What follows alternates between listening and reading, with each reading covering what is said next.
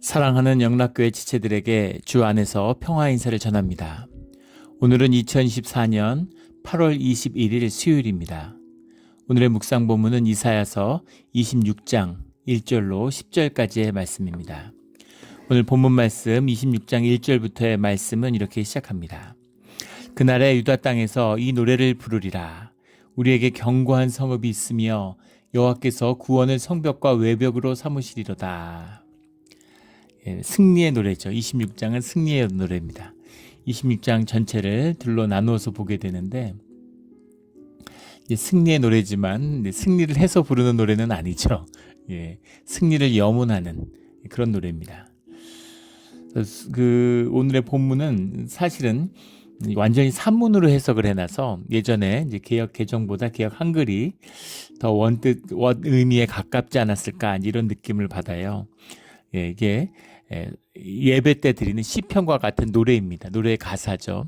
그래서 노래의 가사처럼 해석 번역을 했으면 더 좋았을 텐데, 그래서 똑같은 말이 이제 3번 반복되는 이제 그런 형태를 가지는 3부의 합창곡이었을 것이라고 이제 그렇게 봅니다. 이걸 이제 풀어서 이제 산문으로 이렇게 만들어 놓은 것이죠. 오늘 1절에 보면 그날의 유다 땅에서 이 노래를 부르리라. 우리에게 견고한 성읍이 있으며, 견고한 성읍이 있는데 그 성읍은 바로 주님이신 거죠. 주님께서 구원을 성벽과 외벽으로 삼으시고 이중의 성체로, 그러니까 성체가 이제 무너질까봐 예전에 그 성체를 공략할 방법이 없잖아요. 그 화포가 나올 때까지는, 또 화포가 상당히 발달될 때까지는 성벽을 무너뜨릴 방법이 없는 겁니다. 그래서 돌을 던지는 거죠. 큰 바위돌들을 던져가지고 투석기를 이용해서 이제 벽을 무너뜨리는 게 유일한, 아니면 벽을 기어 오르든가, 둘 중에 하나인 거죠. 근데 해자를 파면 그나마 기어 오를 방법도 없는 거죠. 그래서 벽을 무너뜨리는데, 그 벽을 무너뜨리는 걸 막기 위해서 벽을 세우고 그 벽에다가 이중성체를 만들어서 벽을 지지하게 되는 거죠. 주님이 우리에게 이중의 성체가 되어주신다라는 겁니다. 구원이라고 하는 것은 이제 성경에서 일관되게 나오는 우리를 구원하시는 하나님의 능력이다. 이것이 구원이고 이것이 복음이죠. 그것이 우리를 지켜주신다라는 겁니다. 기적적인 이제 승리를 이룬 노래다, 이렇게 이야기를 하죠. 701년에 예루살렘의 그 생존은 아주 놀라운 사건이었습니다. 히스기야 왕 때의 사건이었는데,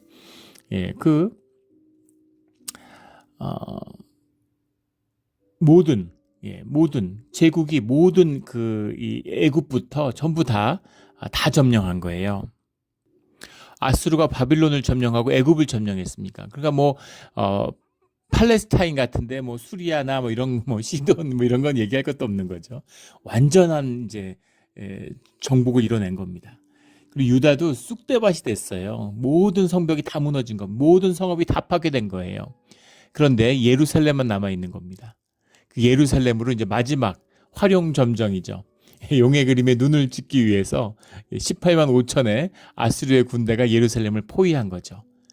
그런데 그것을 천사가 쳤다, 성경은 천사가 쳤다, 이렇게 기록이 되어 있고, 지금 그 사네립의 그 유명한 팔각 그 기둥이 남아 있죠. 영국의 대형 박물관에 남아 있습니다. 그곳에 보면 쥐들이 나타나가지고 모든 병기들을 다 갉아먹었다, 이렇게 기록을 해놓고 있는데, 역사학자들은 아마 그 쥐들 때문에 흑사병 같은 게 돈 게 아니겠느냐, 이렇게 추측을 합니다. 그런데 모두 다 보이지 않는 무언가, 현상적인 것을 보면서 추측을 하는 거죠. 근데 분명한 것은 그 군대가 대패했다는 겁니다. 그런데 분명한 것은 유다 군대에게 패한 것은 아니죠. 그것이 천사가 쳤던, 그것이 쥐들이 퍼뜨린 병균이었던, 그 무엇이든 간에 현상적으로 하나님이 예루살렘을 지켜주셨다라는 겁니다. 극적인 승리를 거둔 것이죠. 극적인. 어떻게 하면 살아남을까? 어떻게 하면 살아남을까? 그런데 이사야 선지자가 통해서 선포된 말씀은 아주 일관된 것이었죠. 주 너희 하나님께 의지해야 된다. 하나님께 돌이켜야 된다. 이 얘기입니다. 그 말씀 때문에 핍박을 받고 그 말씀 때문에 힘들었던 것이죠. 현상의 사람들은 그게 답이라고 생각하지 않는 겁니다. 본질을 보는 사람, 눈이 열린 사람, 영적인 하나님이 함께하는 자들에게는 그 영을 열어주시는 거죠. 그래서 주님을 느끼는 겁니다. 그래서 영이 열리면, 말씀이 열리면 그럼 하나님을 느껴요. 우리의 영으로. 그리고 우리가 모두 연결되어 있다고 하는, 삶이 연결되어 있고 그것이 생명의 능력이라는 것을 경험하게 되는 거죠. 이것이 생명의 비밀이고 이것이 구원입니다. 여기처럼 뭐 예루살렘이 아수르에게 포위된 이런 건 뭐 결정적인 뭐 극적인 그런 주님의 구원이셨지만 그게 아니더라도 우리의 삶이 그렇죠. 단절과 두려움으로 다 떨고 있는 거죠. 그런데 생명과 연합으로 삶의 회복을 이루어내는 겁니다. 이것이 우리의 삶의 구원이 되는 것이죠. 뭐 은퇴계획 세운다고 은퇴계획 얘기들을 많이 해요. 미국에서는 또 목사님들 모이면 그런 얘기 많이 합니다. 그런데 우리가 얼마를 살 줄 알고 무슨 은퇴계획이 있겠어요. 은퇴계획 세운다고 은퇴가 됩니까? 예전에 한번 나눈 적이 있죠. 제가 아는 분이 있는데 은퇴 얘기를 한 20년 하셨어요. 은퇴 준비가 다 끝났다고 그러는데 은퇴를 6개월 앞두고 해외여행을 갔다가 현지에서 돌아가셨습니다. 너무 아깝죠. 평생 부은 은퇴연금들 그 돈들 다 쓰고 가시지.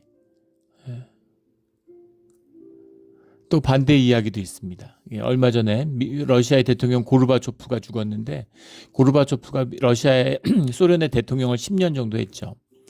소련에서 가장 연봉을 많이 받는, 연금을 많이 받는 사람이었다는 거예요.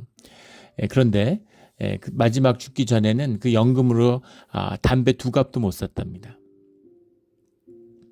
대인플레이션의 시대를 살고 있죠. 우리도 지금 그렇잖아요. 미국도 그렇습니다. 인플레이션이 점점 심해져요. 국가 부채가 산처럼 쌓이는데 이걸 해결할 수 있는 방법은 인플레이션밖에 없죠. 정부가 용인하는, 어느 정도 용인하는 태도를 취합니다. 인플레이션을 잡는, 사람들이 너무 화가 나고 너무 불만이 끓어오르면 난리 나니까 그걸 약간 진정시키는, 우리가 인플레이션을 잡을 거야 하는 그런 연출만 하는 거죠. 또 너무 이제 강하게 잡으려다 경기가 죽으면 안 되니까 이러지도 저러지도 못하고 있는 거죠. 보통 경제학 교과서에 보면 인플레이션에 5%를 더 붙여야 금리를, 그래야 금리가 이제 잡힌다고 그러죠. 인플레이션이. 그러면 지금 미국의 그 이자율은 10%가 넘어가야 된다고 합니다. 지금 5%만 돼도 못 견디는데 전 세계가 흔들흔들하죠. 그런 상황인 거죠. 무엇이 우리의 미래에서 우리를 지키겠습니까? 우리를 지키는 게 있죠. 뭐가 지킬까요? 가족이 지키죠. 가족이라는 건 이해타산이 없잖아요. 가족은 사람을 물질보다 더 중요시 여기는 유일한 단위입니다. 우리가 교회를 하늘가족이라고 부르는 게 다른 이유가 아니죠. 관계가 중요하고 사람이 소중하고, 사람을 소중하게 여기고 사람을 소중하게 대하면 그 사람 가운데에서 의가, 생명이 피어나게 돼 있어요. 의가 피어난다는 것은 가치와 의미를 추구하게 돼 있다라는 겁니다. 생존이 아니라. 그래서 가족이 돼야 되는 거죠. 이게 진짜인 거예요. 진짜 가족이 되면. 우리 연금제도가 없던, 연금제도라고 하는 것은 1960, 70년대에 서구의 고도성장, 고도산업화 시대가 만들어낸 겁니다. 사회가 끊임없이 팽창할 줄 알았죠. 인구도, 경제도, 소득도, 소비도. 근데 그게 꺾이니까 지금 다 두려움에 떠는 거죠. 불과 30년밖에 안 된 제도인데 뿌리부터 흔들리고 있어요. 이걸 유지할 수 없다는 걸 누구나 다 압니다. 정부가 지금 힘드니까 연금제도를 위해서 그나마 어려운 사람들의 재산을 강제 저축 형식으로 약탈하고 있는 것이죠. 이것이 경제학자들이 말하는 연금제도의 본질입니다. 근데 그걸 의지해요. 그게 의지가 대처가 될 수 있을까요? 우리가 이 험한 세상 가운데 살아갈 수 있게 하기 위해서 주님이 우리에게 가족을 준 거예요. 가족마저도 거짓으로 오염시키고 단절되고 생존의 유닛같이, 생존에 성공하고 나면 가족이 의미가 없는 것처럼 그렇게 되고 있는 것이죠. 주님 안에서 주님을 아버지로 모시는 가족이 되어야 되는 거죠. 이것이 구원의 비밀이다라는 겁니다. 여호와께서 성벽과 외벽을 삼아 주신다. 주님만이 우리의 안식처와 살 길이 되어 주신다라는 거죠. 우리 주님 안에서 안식과 구원을 얻는 우리 모두가 되기를 주의 이름으로 축원합니다. 2절에 너희는 문들을 열고 신의를 지키는 의로운 나라가 들어오게 할지어다. 의로운 나라라는 말이 고차디크라는 말인데, 고라는 말이 여기 나라라고 번역했는데 사람들이 돼, 의로운 사람들을 이 문 안에, 구원의 성벽 안으로 올 수 있도록 문을 열어라라는 거죠. 예. 신의를 지키는 이런 쇼메르 에무님이라는 게 faithfulness 이런 거죠.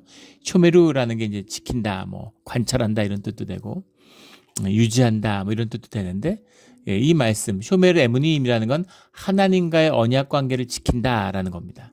이 말씀은 예, 하나님을 지킨다, 우리에게 하나님의 임재를 붙든다 이 말이기도 하죠. 하나님의 언약을 기억하는, 하나님을 삶 가운데 붙드는 그런 사람들을 이 성문 가운데 들어오게 해라, 이런 말씀입니다. 삶의 깊은 연합을 의미하는 것이죠. 물론 뭐 역사적으로는 예루살렘만 낳고 다 무너졌으니까 그 주위의 사람들을 예루살렘 안에 품어라, 받아들여라, 이제 그런 말씀입니다. 이것조차도 쉽지 않은 겁니다. 사람을 받아들이면 식량은 제한돼 있는데 그 얼마나 이 포위가 될지 알 수 없는데, 그런데 어떻게 사람을 받아들이겠어요? 근데 믿음으로 받아들이는 거죠. 그것이 하나님 나라의 비밀인 겁니다. 그들의 삶이 연합할 때, 생명이 연합할 때, 연합해야지 하는 게 아니라 생명의 본질은 연합하게 되어 있는 거죠. 원래 하나니까. 하나됨이 회복되는 코이노니아, 신약에서는 코이노니아라고 말하는 삶의 깊은 연합을 이뤄라 라는 주님의 말씀이죠. 그것이 있을 때 주님이 함께 하시는 겁니다. 주님이 우리와 함께 하고 싶어 하세요. 생명 가운데 우리와 주님의 복을 나누기를 원하시는 겁니다. 주님이 함께 하시면 복의 근원이시니까 모든 면에서 복이 열리는 거죠. 복을 누리는 겁니다. 심지어는 요즘에 애도 안 낳잖아요. 그게 뭐 세계적인 큰 이슈죠. 애를 낳는 것이 우리 육적인, 우리의 영적인 얘기는 할 것도 없고 육적인 것의 본질이잖아요. 사람의 육성의 본질입니다. 그런데 그것조차도 거부하는 거죠. 사람들이 이제 관념화되니까, 의식화되니까, 그러니까 단절화되니까, 분절화되니까, 심지어 가족도 생존의 유닛인데 생존을 뛰어넘었으니까 이제 내가 누리고 내가 먹고 살고 내가 잘 더 누리면 되지 자식하고도 나누고 싶지 않은 거예요. 또 어떤 사람 그래서 부자들은 뭐 자기 삶을 더 만끽하기 위해서 자식을 안 낳고, 여유가 있는 사람들은, 없는 사람들은 살기가 너무 힘들고 두렵기 때문에 애를 키울 자신이 없어서 애를 못 낳고 애를 다 안 낳는 거죠. 전에 한번 주일 말씀 가운데 그 쥐의 생태, 쥐의 천국을 만들려다가 쥐들이 어떻게 몰락하는가 하는 것을 한번 나눈 적이 있죠. 너무 비참한 것입니다. 사람들의 모임인데, 생명의 모임인데 그게 다 죽어서 쥐떼같이 되는 거예요. 우리가 보고 있는 세상의 모습이죠. 3절에 주께서 심지가 견고한 자를 평강하고 평강하도록 지키시리니 이는 그가 주를 신뢰함이니이다. 현상적으로 보면 평안할 수가 없죠. 군대가 와서 포위를 하는데, 전쟁의 기운이 무르익었는데 어떻게 평안하겠어요. 그런데 주님을 의지하는 자는 평강을 누리는 겁니다. 이 신앙의 비밀이죠. 큰일 났어요. 근데 두렵지 않아요. 두려움이 있지만 다스려질 수 있는 거죠. 불안이 있지만 거기에 휘둘리지 않는 겁니다. 그런 고요함, 그런 평안함이 내 안에 있죠. 주님께 의지하기 때문입니다. 주님을 신뢰하기 때문이죠. 주님이 살아계시는 걸 아니까, 주님이 계시는 걸 아니까, 그러니까 두렵지 않은 것이죠. 평강이 임하는 겁니다. 이게 주님의 통치하시는, 주님의 통치 아래에 있는 백성의 비밀입니다. 늘 평강한 거죠. 믿음이라는 건 무슨 뭐 대단한 게 아니에요. 요새는 이제 그 기독교가 쇠퇴하고 타락하니까 구원의 확신, 원래 구원파가 만든 교리죠. 근데 그거를 주류 교회들이 받아들여 가지고 그걸 막 제자 훈련에 쓰고 이럽니다. 내가 확신하는 건 구원이 아니죠. 전적인 타락인데 무슨 내 안에서 구원의 확신이 있을 수가 있겠어요. 내가 믿는 거죠. 내가 믿고 내가 높여드리고 내가 열심을 내고 아무 소용없습니다. 거짓인데 무슨 의미가 있어요? 예, 가짜인데. 오직 주님의 통치를 받는 자들, 주님과 하나 된 자들만이 주님을 만나고 주님의 말씀을 통해서 생명을 경험하고 누리게 되는 겁니다. 하나님의 형상이 피어나는 비밀이죠. 말씀을 만나는 거예요. 이거 맨날 말해도 설교 많이 듣는 게 아닙니다. 예. 마치 이렇게 견직물 때 뭐 날씨의 실실 이런 게 만나는 것처럼 우리 마음의 진실과 자원함과 주님의 말씀이, 살아계신 말씀이 삶의 진실 가운데 만날 때 하나님의 형상이 피어나는 것이죠. 이 말씀의 비밀입니다. 예, 근데 그것도 공부를 해요. 예, 우리 개신교는 성경 공부하다 망한 것 같습니다. 예, 막 자기 에고의 문제가 다스려지지 않는데 삶의 진실과 거짓이 있는데 다 종교인을 만들어요. 예. 옛날에는 종교인을 따로 두고 성직자라고 그래서 교회만 부패했는데 이제는 전부 다 부패하는 거죠. 그래서 교회마다 막 그런 종교인들, 종교의 괴물들이 넘쳐납니다. 막 싸우고 분쟁하고 종교의 의를 내세워서 그렇게 되는 거죠. 거짓의 왕국이 되는 겁니다. 오직 진실한 자만이 주님과 함께 할 수 있는 것이죠.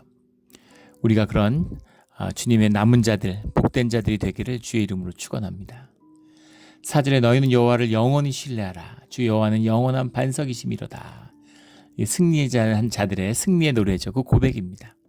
영원한 반석이시고 영원히 신뢰하게 할 수 있는 분이라는 것을 우리의 삶을 통해서 아는 거죠. 야다라고 하는 구약에 나오는 하나됨으로 깨달는 겁니다. 그냥 깨달아 버려요.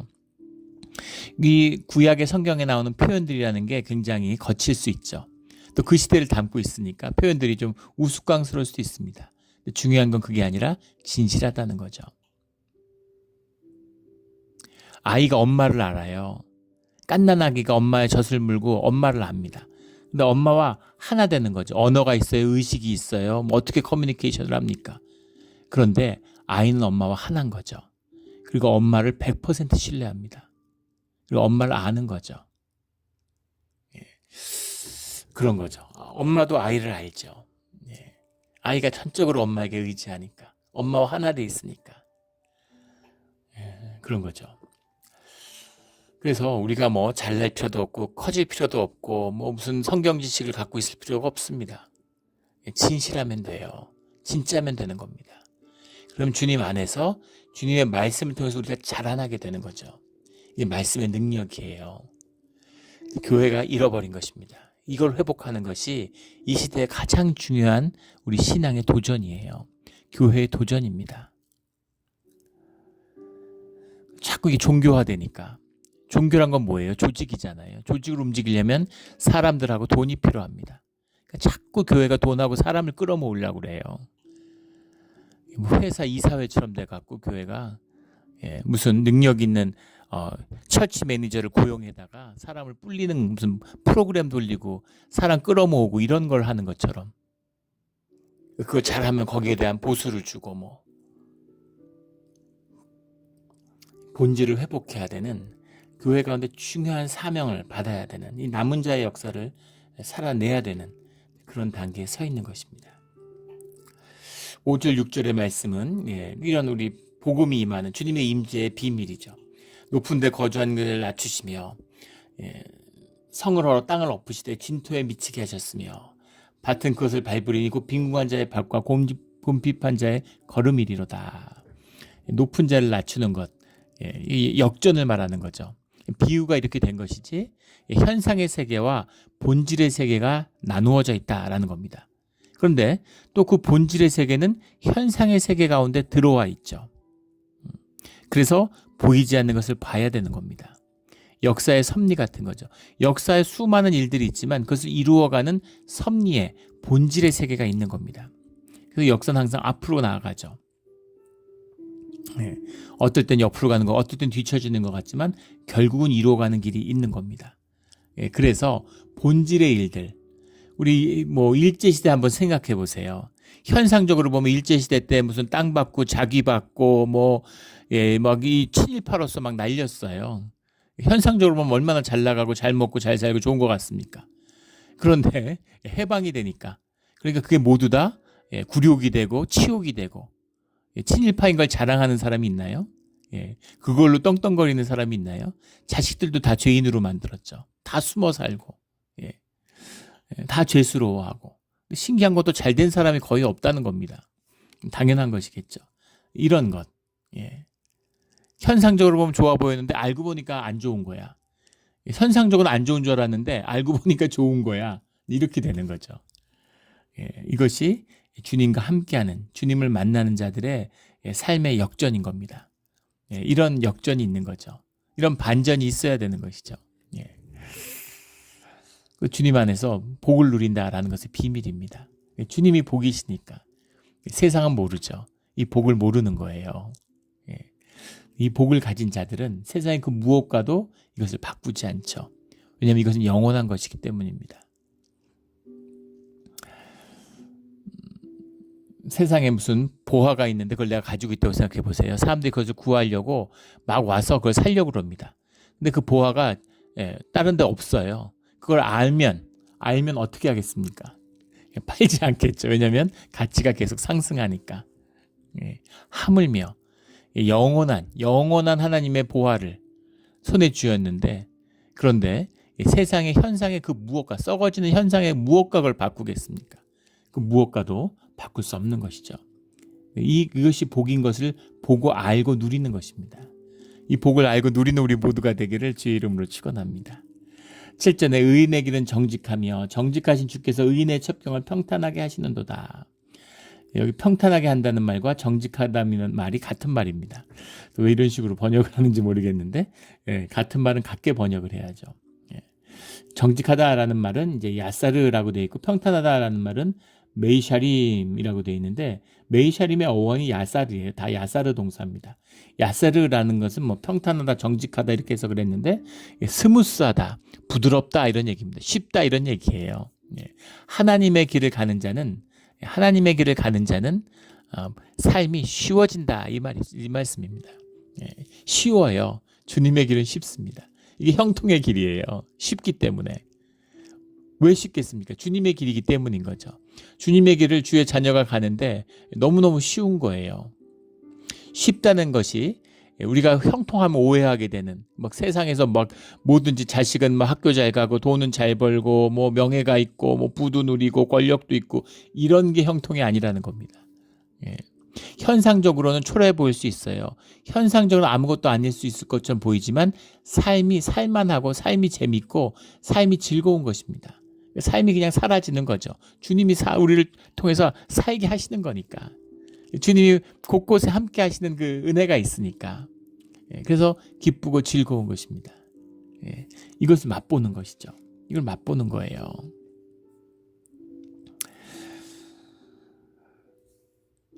여행을 가는데 내가 내 여행을 기쁘게 만들려고 그래요.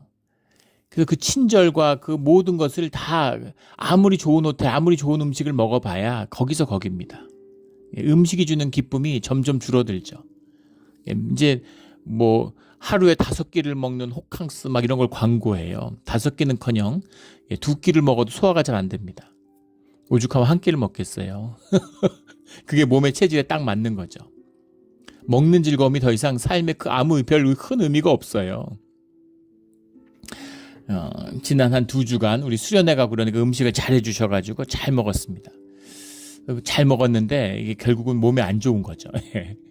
머리도 찌뿌둥하고 몸도 안 좋고 그냥 컨디션이 전부 다 안 좋아요.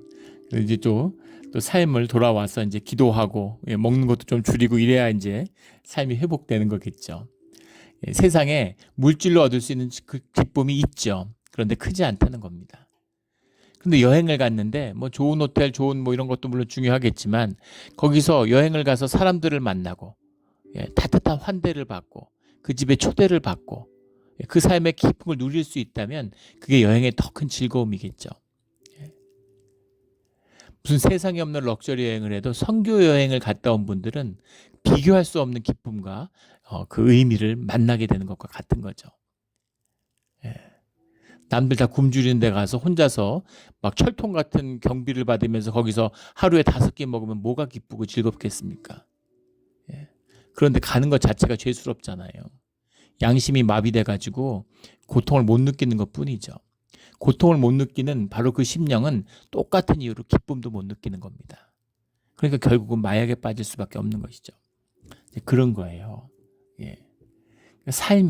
삶에서 주는 많은 기쁨과 즐거움들을 다 누리며 살아가는 거죠. 교회가 정말로 교회되면, 여기서 코이노니아가 일어나면 세상에 이거보다 즐겁고 기쁜 일은 없습니다. 이건 장담할 수 있죠. 예. 이 맛을 본 분들은 이걸 알아요. 생명과도 바꿀 수 없는 이 존귀함. 예. 주님이 함께하는 교회의 비밀이죠. 너무너무 행복하고 너무너무 즐거운 거예요. 이 기쁨이 우리 가운데서 회복되기를, 맛보는 우리가 되기를 주의 이름으로 축원합니다. 이게 돼야 되는 거죠. 8절에 여호와께서 주께서 심판하시는 길에서 우리를 주를 기다렸사오며 주의 이름을 위하여 또 주를 기억하려고 우리 영혼이 사모하나이다. 기다렸사오며 기억하려고, 기억이고 기다림이죠. 이게 이 땅에서 현상의 세계에서 본질의 세계에 속하여 살아가는 주님의 사람들의 모습입니다. 9절에 나오는 밤에 내 영혼이 주를 사모하였은즉, 밤이라는 건 고난을 이제 상징하는 거잖아요. 해가 사라진 밤의 시간들. 우리 지난 주일 나누었던 주일 말씀에 우리 전도사님이 이렇게 읽어준, 낭송한, 전도사님이 쓰셨다고 지금 그랬죠. 그 겨울의 노래, 겨울의 노래입니다. 밤에 주님을 사모하는 것이죠. 내 중심이 주를 간절히 구하오리니 이는 주께서 땅에서 심판하실 때 세계의 거민이 의를 배움이니이다. 세계의 거민이 의를 배움이니이다. 세상에 참된 가치가, 참된 의미가 드러난다는 거죠. 무슨 법을 세워서 율법을 지키게 하고 이런 의미가 아니라, 유대인들은 그렇게 되기를 원했지만 그런 게 아니죠. 진실 속에 있는 가치를, 그 속에 있는 의미를 피워내는 생명을 우리가 살게 된다라는 겁니다. 껍데기를 태워버리면 진짜가 나오게 되는 거죠. 그런데 10절에 의인은 은총을 입을지라도 의를 배우지 아니하며 정직한 자의 땅에서 불의를 행하고 여호와의 위엄을 돌아보지 아니하는도다. 어떻게 그럴 수가 있을까? 가짜기 때문인 거죠. 가짜는 썩지 않아요. 가짜는 죽지 않아요. 썩어버릴 뿐인 거죠. 플라스틱 같은 거 한번 생각해 보세요. 잘 썩지도 않지만 오랜 시간이 지나면 결국 썩어버립니다. 화려하고 아름답죠. 영원할 것 같지만 썩어버려요. 생명은 죽습니다. 그런데 부활하죠. 그래서 계속 아름다움을 피워내요. 이게 현상과 본질의 세계의 차이입니다. 세계를 가득 채워도 조화는 결국은 잠깐 썩어버리는 것에 불과하죠. 하지만 한 톨의 씨앗이라도 진짜 살아있는 생명의 씨앗은 생명의 역사, 푸르름의 생명의 역사를 시작하는 겁니다. 그래서 항상 진짜가 되어야 되는 거죠. 늘 진실해야 되는 겁니다. 이게 우리가 주님을 만나는 자원함과 진실함이 유일한 덕목이에요. 그 외에 어떠한 종교의 의의도 더할 것이 없습니다. 주님을 만나면 우리의 연약함이, 우리의 부족함이, 우리의 모자람이, 우리의 깨어짐이, 우리의 아픔이 다 복의 원천이 되는 거죠. 아파서 복을 받고, 연약해서 복을 받고, 부족해서 복을 받고, 이 복의 근원이 주님을 만나는 진짜가 되는 우리 진짜 교회, 진짜 자녀, 진짜 크리스찬이 되는 이 시대 우리의 축복의 문이 열리기를 예수 그리스도 이름으로 축원합니다. 아멘. 기도드리겠습니다. 하나님 아버지, 우리가 진짜가 되고 싶었는데 진짜가 될 수 없음도 잘 압니다. 주님 안에서 고난을 겪었습니다. 고난을 통해서 진짜가 되게 하여 주시옵소서. 감사하며 예수 그리스도의 이름으로 기도드렸습니다. 아멘.